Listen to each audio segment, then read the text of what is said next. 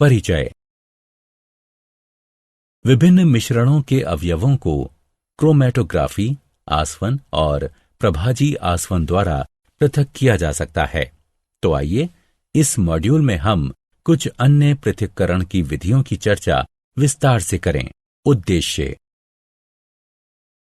इस पाठ के अंत में आप निम्न करने में सक्षम हो जाएंगे: किसी मिश्रण के अवयवों को क्रोमैटोग्राफी, आसवन और प्रभाजी आसवन द्वारा पृथक करना, वायु के अवयवों को पृथक करने की विधि के बारे में बताना, क्रिस्टलीकरण द्वारा ठोस पदार्थों के शुद्धिकरण पर चर्चा करना, शुद्ध पदार्थों को वर्गीकृत करना। ऊर्ध्वपातन। यह विधि उन मिश्रणों के पृथक्करण के लिए अपनाई जाती है जिनके अवयव जो गर्म करने पर सीधे गैस अवस्था में परिवर्तित हो जाते हैं, उनमें उपस्थित अशुद्धियों जो गर्म करने पर सीधे गैस अवस्था में परिवर्तित नहीं होते, उससे गर्म करने पर पृथक हो जाते हैं।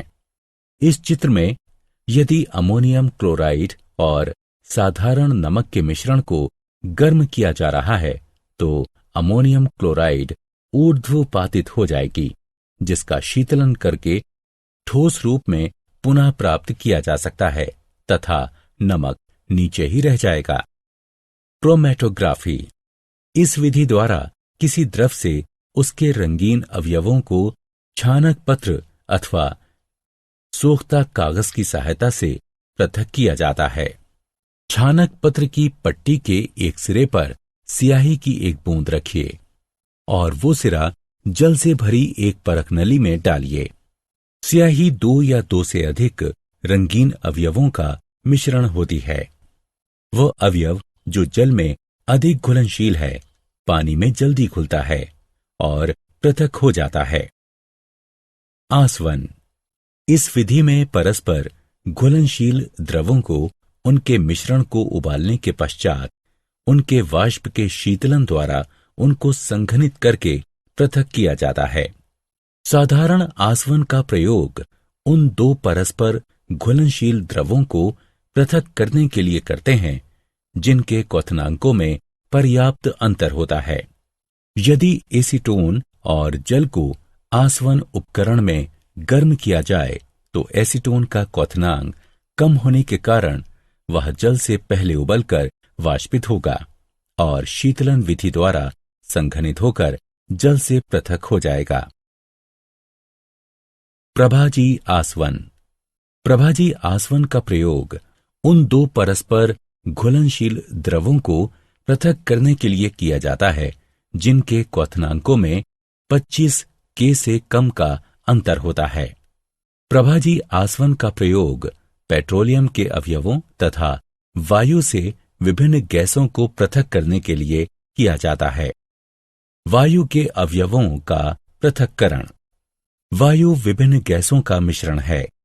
वायु के अवयवों को प्रभाजी आसवन द्वारा पृथक किया जा सकता है। वायु को दबाव बढ़ाकर और ठंडा करके द्रवित वायु में संपीड़ित कर लेते हैं। इस द्रवित वायु को प्रभाजी आसवन स्तंभ में धीरे धीरे गर्म करते हैं। तब उसके अवयव अलग अलग ऊंचाइयों पर अपने अपने क्वथनांक के अनुसार पृथक हो जाते हैं। क्रिस्टलीकरण द्वारा ठोस पदार्थों का शुद्धिकरण। क्रिस्टलीकरण विधि में किसी ठोस पदार्थ को उसके विलयन से शुद्ध रूप में प्राप्त किया जाता है। क्रिस्टलीकरण विधि द्वारा हम कॉपर सल्फेट के विलयन से शुद्ध कॉपर सल्फेट प्राप्त कर सकते हैं। जल की कम से कम मात्रा में 5 ग्राम कॉपर सल्फेट घोलें। अशुद्धियों को अलग करने के लिए विलयन को छान लें। संतृप्त विलयन प्राप्त करने के लिए विलयन को चाइना डिश में वाष्पीकृत करें। विलयन को छानक पत्र से ढककर ठंडा होने दें। ठंडा होने के पश्चात शुद्ध कॉपर सल्फेट के क्रिस्टल मिलेंगे।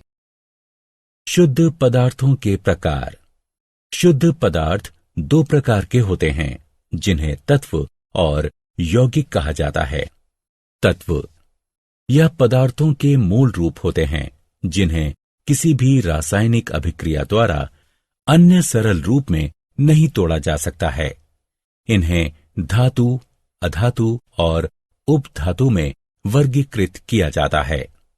धातु ये चमकीली, गुंजायमान, लचीली, आघात वर्धनीय, तन्य और ऊष्मा तथा विद्युत की सुचालक होती हैं।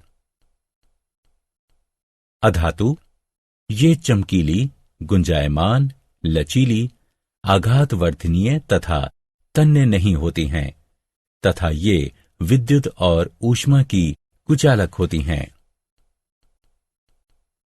उपधातु ये वे तत्व हैं जिनमें कुछ गुण धातुओं के तथा कुछ गुण अधातुओं के होते हैं, जैसे बोरान, सिलिकॉन, जर्मेनियम इत्यादि।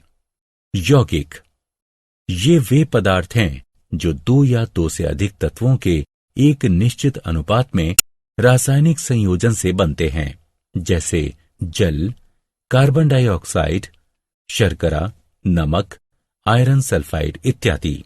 क्या आप जानते हैं तत्व की संकल्पना रॉबर्ट बॉयल 1627-1691 ने की थी। उनकी परिभाषा का प्रयोगात्मक आधार था कि तत्वों को किसी भी तरह अन्य सरल रूप में नहीं तोड़ा जा सकता है। इसका तात्पर्य ये था कि सभी तत्वों की पहचान अस्थायी थी, जब तक कि बेहतर तकनीकों द्वारा यह नहीं बताया गया कि संभवतः गलती से किसी यौगिक को तत्व मान लिया गया था और किसी तत्व को यौगिक मान लिया गया था। उस समय का एक महत्वपूर्ण विचार परमाणुओं की स्थिरता का था, जिसके अनुसार कॉपर का परमाणु हमेशा कॉपर का परमाणु ही रहेगा और किसी भी प्रकार परिवर्तित नहीं होगा।